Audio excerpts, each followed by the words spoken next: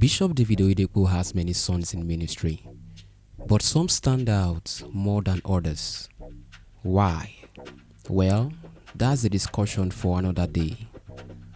We all know about God's servant Dr. Paul Enenche. We've heard about Pastor David Ibiome. Yes, but there's one name that has been making waves lately. Pst Korede Komaiya, also known as Pastor KK. He's been trending, right? I recently came across his story, and trust me, it's really fascinating.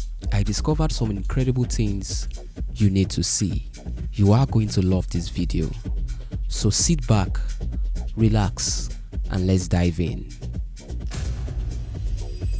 Pastor KK was once a pastor in Living Faith Church, Winners Chapel, but he left by divine leading to start his own ministry, the Master's Place. Amongst all the pastors who have branched out from Bishop David Oyedepo's ministry, Pst Korede stands out. He played his cards right, I'm telling you. And in this video, I will show you how it all happened. Just like his spiritual father, Bishop Oyedepo, Pastor KK is currently building a mega auditorium as well, worth millions of dollars. Yes, so come along as we take a journey back in time to explore the story of Pst Korede Komaiya.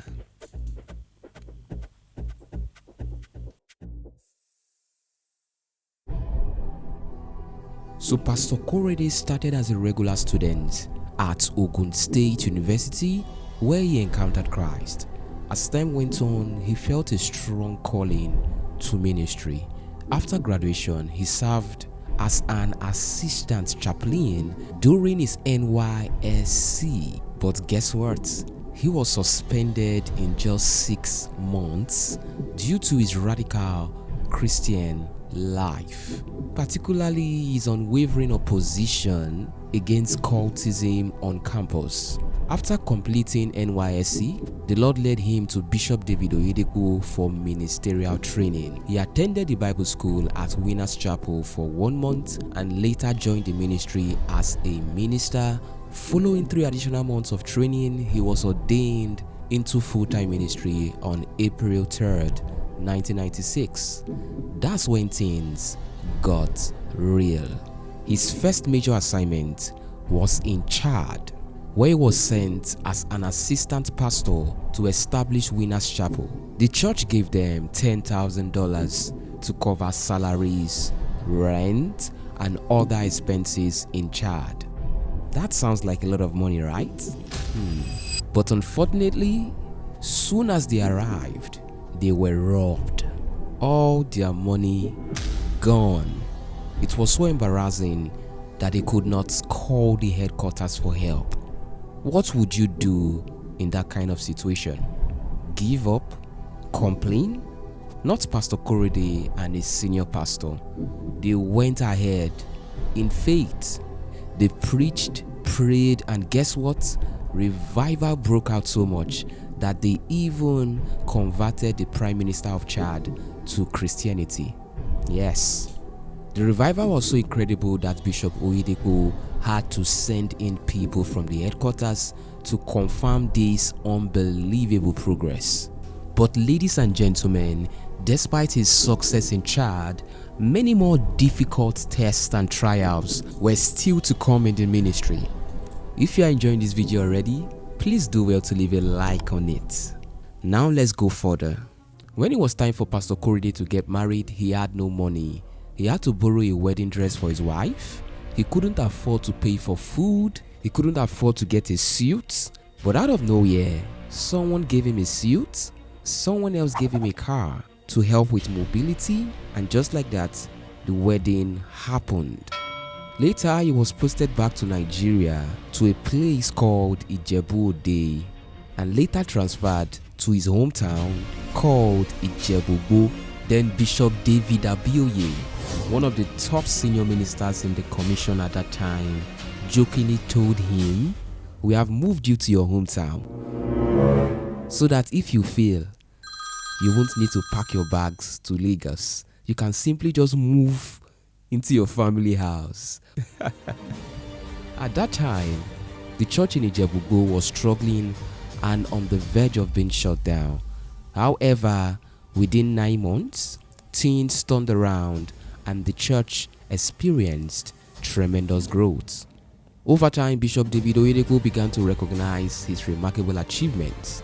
Then he was sent to Mali to revive a struggling church. When he got there, he met a fellow Nigerian pastor who had been in Mali for 5 years with little success. The pastor lamented that Mali was spiritually difficult, but Pastor Korede remained confident. He boldly declared that he would succeed where others had failed. Despite his faith, the initial growth at Mali was slow. The church struggled to surpass 100 members. However, God gave him a unique strategy to hold a special healing program at a 5-star hotel without any indication that it was a church event. Interesting, right? He did exactly that, and the plan worked. People attended in large numbers, and before they realized it was a church gathering, miracles had already begun breaking out. By the end of the program, several hundred new members had joined the church. This experience taught him a crucial lesson. Every place requires a unique strategy for breakthrough. Following this success, he was sent to Sokoto, Nigeria, where a Winners Chapel church had been stagnant for 12 years. Applying the same strategies that worked in Mali, he turned things around within a year. From there, he was moved to Ogbomoso and later to Gaborone, Botswana. But before he could even start in Botswana, the resident pastor he was to replace warned him. He said, "Pastor Kiki, don't preach about giving here. In fact, don't even give, because it does not work here." But Pastor Korede was unmoved. He believed giving works everywhere when taught with revelation. After taking care of some essentials, he was left with just $800 for the rest of his expenses. But God instructed him to sow it into the church to buy chairs for more members. Though it made no logical sense, he had no funds left for his children's school fees or monthly expenses. But he obeyed, and suddenly the church's attendance began to grow. However, he still had no money for the school fees. Then one day, a woman gifted him a brand new Honda Accord 1996 model.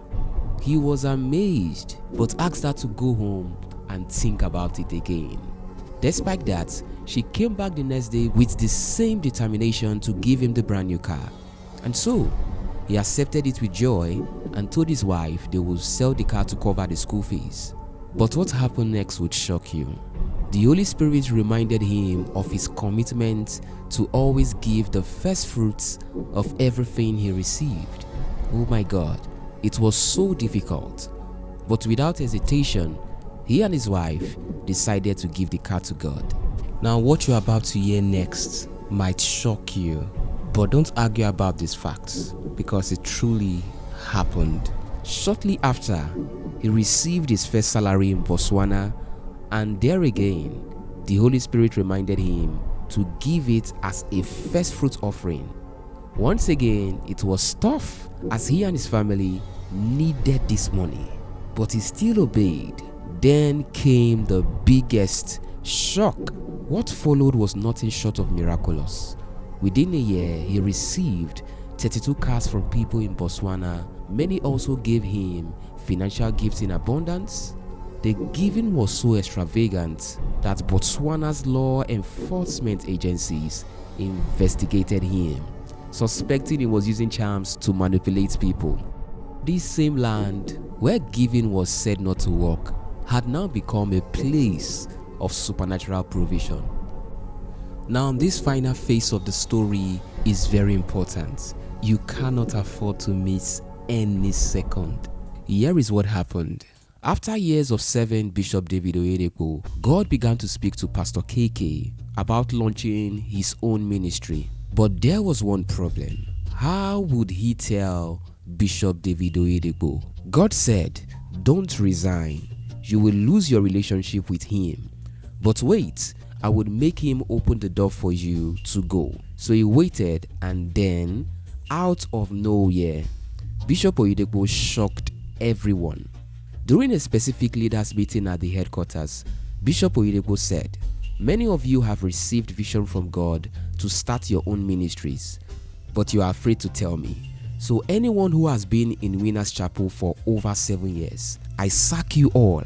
If you have a vision from God to start a ministry, bring it to me so that I can release you. If not, reapply again to join the ministry. And just like that, Pastor KK was free to start his ministry. But the story was not over yet. Since he did not reapply, Bishop David Oyedepo later called him and said, you must reapply, you must reapply. And Pastor KK said, okay sir, your wish is my command. I am ready to do whatever you say. Bishop then replied, okay, give me some time to pray about this. I'll get back to you, and whatever God reveals to me, that is what I'll do. Later, Bishop Oyedepo called in tears, saying, God has told me to release you. He is the one sending you, and I must not hinder you. And from there, he was officially released to start his own ministry. However, what happened next was completely unexpected. One would expect his own church to grow quickly, given his success at various Winners Chapel branches he had pastored before. But something unexpected happened instead. Let's get into it. He started his own church in Ogbomoso, Nigeria. But after 2 years, God told him to move to Delta State. It was a very tough time for him as he struggled to grow and could not quite figure out what was going on. For 2 whole years, nothing seemed to work. And on top of that, he had not seen Bishop David Oyedepo during that time, which slowly created some distance between them. As time went on, Pastor KK was invited to speak at a church conference in Lagos. After the conference, the Lord instructed him to visit Bishop David Oyedepo and give him all the money he received in that conference as an honorarium. Pst Korede followed God's command. He went straight to the headquarters, had a meaningful conversation with Bishop Oyedepo, and honored him by giving him the full amount he received from the conference. And then Bishop Oyedepo prayed a simple prayer. Lord, now that he has come to tell me he is in Delta State, let Delta State help him. Ladies and gentlemen, that simple prayer made all the difference. When Pst Korede returned to Delta, things exploded. The growth was unbelievable, and it was clear that a major shift had taken place. So what's the secret to Pst Korede's success? It's all tied to one word: honor. You see, despite the fact that he has left Bishop Oyedepo for a long time, he has never turned against his spiritual father. All through his service in Winners Chapel, he stayed patient, he remained faithful and humble. You see, too many people want success overnight. They do not want the process. But Pst Korede was willing to go through the fire and become made in the process. And because of that, God took him to levels he never imagined. After all, if you are not faithful in that which belongs to others, who would give you yours? Today, he is abundantly blessed and continues to make a powerful impact in ministry. Oh yes. So if you learned something from this story, hit that like button and tell me in the comments what part of his journey amazed you the most. I have a story you can't afford to miss. Go ahead to click this video on your screen and watch it right now.